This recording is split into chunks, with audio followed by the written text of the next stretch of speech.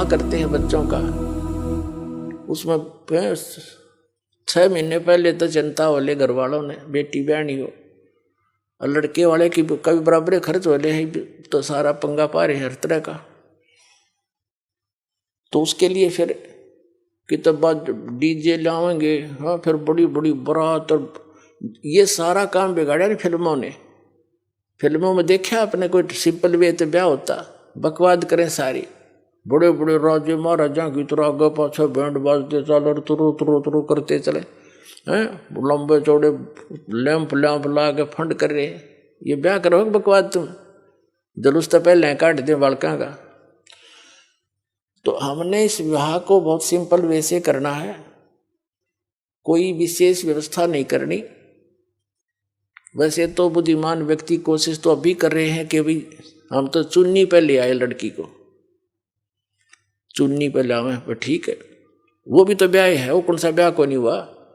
और ये 36 बकवाद करके गाना और बजाना, घुटी लानी, फंड करना, डीजे नाचना, ये बकवाद तो नहीं करनी, ना दहेज देना। हम दहेज देकर अपनी बेटी को कितने दिन सुखी कर सकते हैं, कुछ सोच कर देखो। कर सकते हो सुखी? बेमतलब का वो बकवाद और भागी निकम्मा बालक है, फिर नो लालच करें जहाँ उसने सतावा लड़की ने कोर लिया, वो पीवा घुट्टी रो करते लाओ, बेचारी रो पीट के घर वाले दें, चल बस जाएगा बेटी का बसेगा भगवान ते, और उससे हमने दूर कर रखी, तो वो तो फिर कर्म में बसेंगे जिसे उसके हैं। हम सबसे पहले वो धन देंगे अपनी बेटी को जो कभी खर्च नहीं होगा, और हर समय उसका साथ रहेगा, सारी आपदाओं को टालेगा, और 2 रोटी समय पर देगा। ऐसे हम अपने बेटे को इस मार्ग पर लगाएंगे, वो अपने पर निर्भर होगा, भगवान पर विश्वासी होगा, और ज्ञान होगा कि आज मैं दहेज लूंगा, कल इसका गधा बन कर दूंगा, क्या फायदा लेने का। तुमने उस दरगाह का मैल नहीं देखा, और धर्मराज के तिल तिल का लेखा। जब हम जब इस ज्ञान से परिचित हो जाएंगे तभी तो हम वहां सतलोक जा सकेंगे, तब से हमारी इच्छा हटेगी यहाँ से। अब जैसे आपको बार बार हम बताते हैं, जैसे श्रीमद् भगवत गीता अध्याय नंबर 7 के और श्लोक नंबर 4 में कहा है कि अर्जुन, उस ज्ञान को तू तत्वदर्शी संतों के पास जाकर समझ, उनको दंडवत प्रणाम करने से, कपट छोड़कर नम्रतापूर्वक प्रश्न करने से वह तत्वदर्शी संत तुझे उस तत्व ज्ञान का उपदेश करेंगे। वो तत्व ज्ञान है कौन सा? चौथे अध्याय के गीता जी के 32वें श्लोक में कहा है कि अभी तक जो ज्ञान तूने पहले सुना है 31 तक, चौथे अध्याय के 31 मंत्र तक, 25 से लेकर 31 तक, उसमें कोई कैसी क्रिया करता है, कोई कैसी भी कर रहा है, कोई देवता पूज रहा है, कोई स्वाध्याय करता है, जैसे कोई गीता का पाठ कर लेता है, कोई ये सुखमणि साहिब का जाप कर लेता है, कोई वेदों के 5-4 श्लोक याद कर लिए, उनको रोज रिपीट कर लेता है, कोई 5 बार की नमाज कर लेता है, और कोई मुंह पर पट्टी बांध कर तीक्ष्ण अहिंसावादी व्रतों को करता है, नंगे पैर घूमता है, और कोई देवताओं की पूजा करता है, कोई योगासन करता है, कोई खड़ा होकर तप करता है, कोई बैठ के करता है।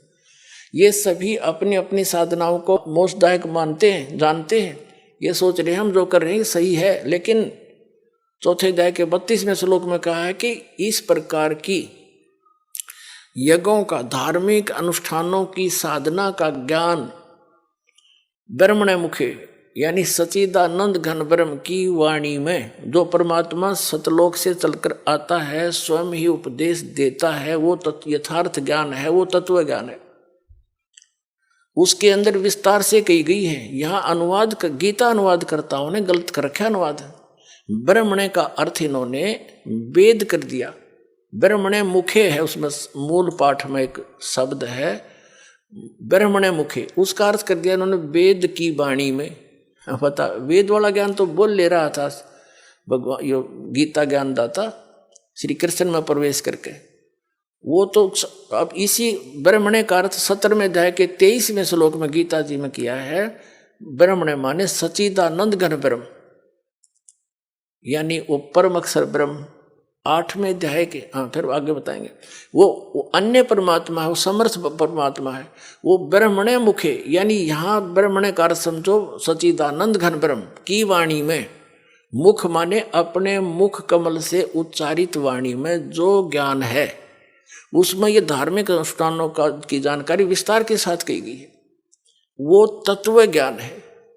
चौथे अध्याय के 32वें श्लोक का ये निष्कर्ष है कि इस वास्तविक धार्मिक अनुष्ठानों की, यज्ञों की वास्तविक जानकारी सच्चिदानंद घन ब्रह्म ने अपने मुख कमल से बोला है, उस वाणी में यानी कबीर वाणी में विस्तार के साथ कहे गए हैं। और उनको कर्म जान यानी वो काम करते करते कर्म योगी होकर के उनको पूरा किया जाता है, और उसको जानने के बाद तो सभी कर्मों से मुक्त हो जाएगा, सभी पापों से। और वो ज्ञान, वो तत्व ज्ञान है। चौथे अध्याय के 34वें श्लोक में कहा कि उस तत्व ज्ञान को तू तत्वदर्शी संतों के पास जाकर समझो। इसे सिद्ध है कि गीता ज्ञान दाता भी उस ज्ञान से अपरिचित है, नहीं तो लिख देता है, एक अध्याय और बना देता, ये हो गए तत्व ज्ञान। तो वो तत्वदर्शी संत कौन है? ये दास साध वर्तमान में, ये सत्कर मान लियो, थारे दच्चा चाहे ना